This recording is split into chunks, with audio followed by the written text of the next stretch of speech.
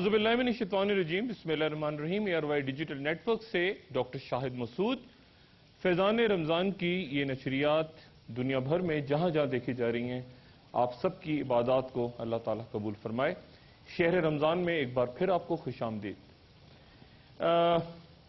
मेरे हाथ में इस वक्त पानी का एक गिलास है और जाहिर है कि कुछ देर के बाद रोज़ा रखना है, तो आप सब भी पानी पी रहे होंगे, अपनी शहर की तैयारियों में मसरूफ होंगे। जिंदगी में चंद अच्छे बड़े इंसानों के साथ बैठने का, उनको पढ़ने का मौका मिला। उनमें से एक मुफ्ती तकी उस्मानी साहब हैं। उनकी किताब भी जिक्र फिक्र और जितनी नशिस्तें हुई उनके साथ कभी, तो उन्होंने हमेशा कोई अलग नई बात बताई और नई बात समझाई।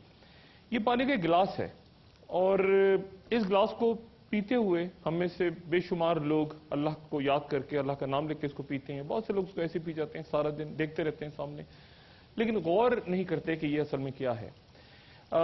एज ए डॉक्टर इतना तो मुझे पता है कि इंसान के जिस्म का कोई 57%, 57% के करीब पानी है। जो उसका वजन है उसमें 57% पानी है।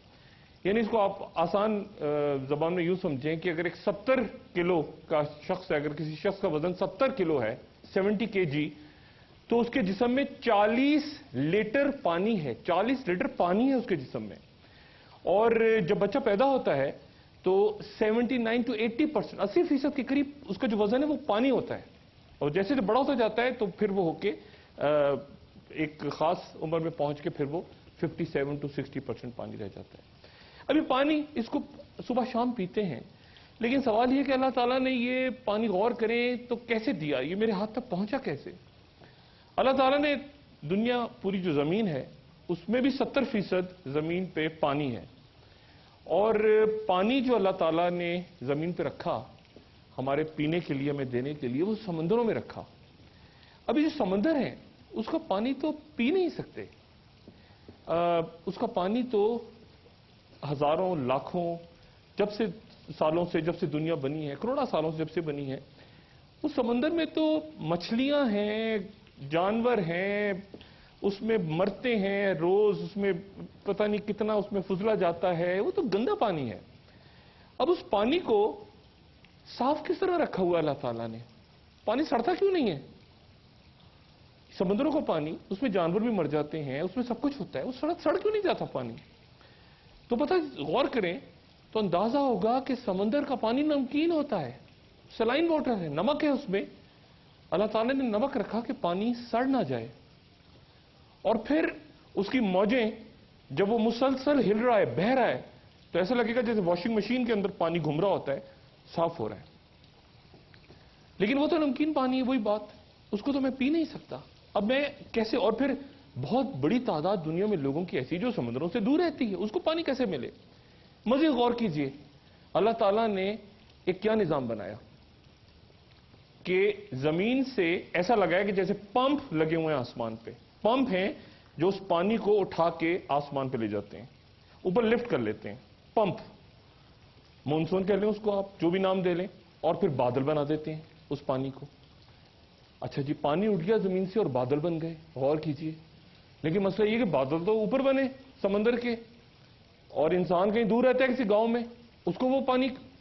तो अब फ्री कार्गो सिस्टम भी है, एक कार्गो सिस्टम भी अल्लाह ताला ने चला दिया कि वो बादल जो हैं वो फिर तैरेंगे, जहां से उठे वहां से सैकड़ों हजारों मील दूर तैरते हुए कहीं और निकल गए, और फिर वो पानी जो था उसको खुदा जाने किस एक पेचीदा निजाम से उस नमकीन पानी को मीठा पानी बना दिया, और फिर कहीं दूर जाके उसको बरसा दिया।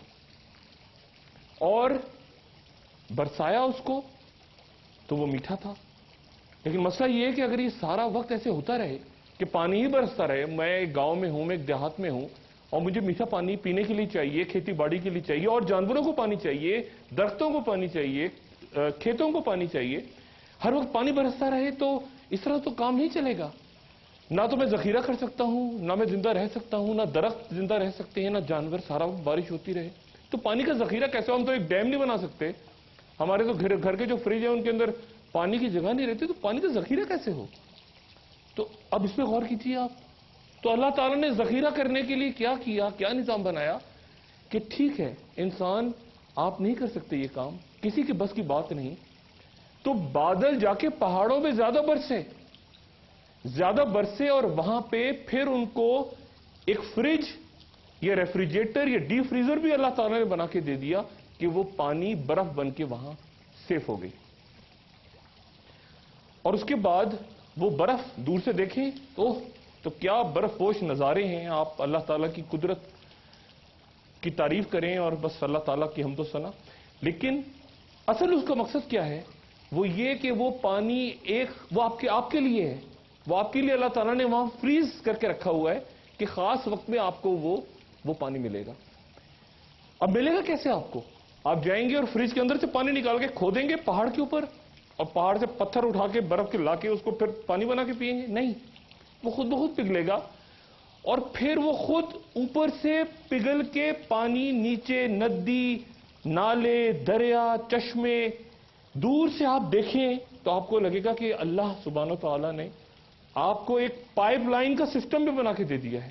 پائپ لائنیں بچھ گئی ہیں پوری زمین پہ کہ یہاں سے چاہو تو اس دریا سے پانی پی لو, اس ندی کے پاس چلے جاؤ, انسان ہو, جانور ہو, کوئی مخلوق ہو, درخت ہو, اور کچھ نہیں ہے تو کہیں سے چشمہ ابل پڑے گا. چشمہ بھی کہیں نہیں مل رہا تو جہاں چاہو کھودو, یہاں سے نہیں تو وہاں سے پانی نکلائے گا, وہاں کھودو یہاں سے نہیں تو تیسری, ہر جگہ پانی آپ کو اللہ تعالیٰ نے دے دیا. اور یہ کیسا پیچیدہ نظام ہے, کیا یہ میں کر سکتا ہوں یا کوئی کر سکتا ہے؟ ہمارا تو کیا کام ہے کہ زیادہ سے زیادہ جا کے پانی کہیں سے لے لیا, اس کو صاف کر کے ابال کے یا بوتلوں میں کر کے اور پی لیا. لیکن اس پہ غور نہیں کیا کہ یہ پانی جو ہے یہ پہنچا کیسے. اس میں پہاڑوں کا بھی کردار ہے, اس میں جانوروں کا بھی کردار ہے, اس میں بادلوں کا بھی کردار ہے, اس میں بہت کچھ ہے. یہ ایسے ہی نہیں آ گیا پانی. غور کریں پانی کے اوپر تو صرف آپ حیران ہو جائیں گے. اور پھر یہ کہ مجھے پتہ کیسے چلے, میرے جسم کے تو ایک ایک خلی کے اندر پانی ہے. میں نے کہا نا 57% جسم میں پانی ہے. 70 کلو اگر وزن ہے آپ کا تو 40 لیٹر اس میں پانی ہے جسم میں, ہر خلی میں پانی ہے. تو مجھے پتہ کیسے چلے گا کہ مجھے پانی کی ضرورت ہے؟ میرے جسم میں پانی ختم ہو رہا ہے, میں سارا وقت تو پانی نہیں پیتا رہوں گا ہر وقت کہ جی مجھے میرے جسم میں یہ کہیں پانی کم نہ ہو جائے پھر پانی پیو, پھر تھوڑی دیر بعد پھر پیو. نہیں, اب پتہ کیسے چلے گا؟ تو ایک خود بخود میٹر لگا دیا میرے اندر, ایک ایسا میٹر لگا دیا کہ جس کو میں پیاس کہتا ہوں وہ خود بخود میٹر آن ہو جاتا ہے. جیسے ہی پانی کی قلت ہوئی, چاہے سمجھدار ہو یا نہ سمجھ ہو, اس میں یہ بھی تفریق نہیں رکھی کہ آپ کا بالغ ہونا نہ چھوٹا بچہ ہے وہ بھی روئے گا, اس کو بھی پیاس لگی وہ بچہ بھی رو پڑا. ایک ایسا عجب نظام ہے کہ ایک میٹر لگایا آپ کے جسم میں کہ جہاں آپ کو پانی کی ضرورت پڑی وہ میٹر آن ہوا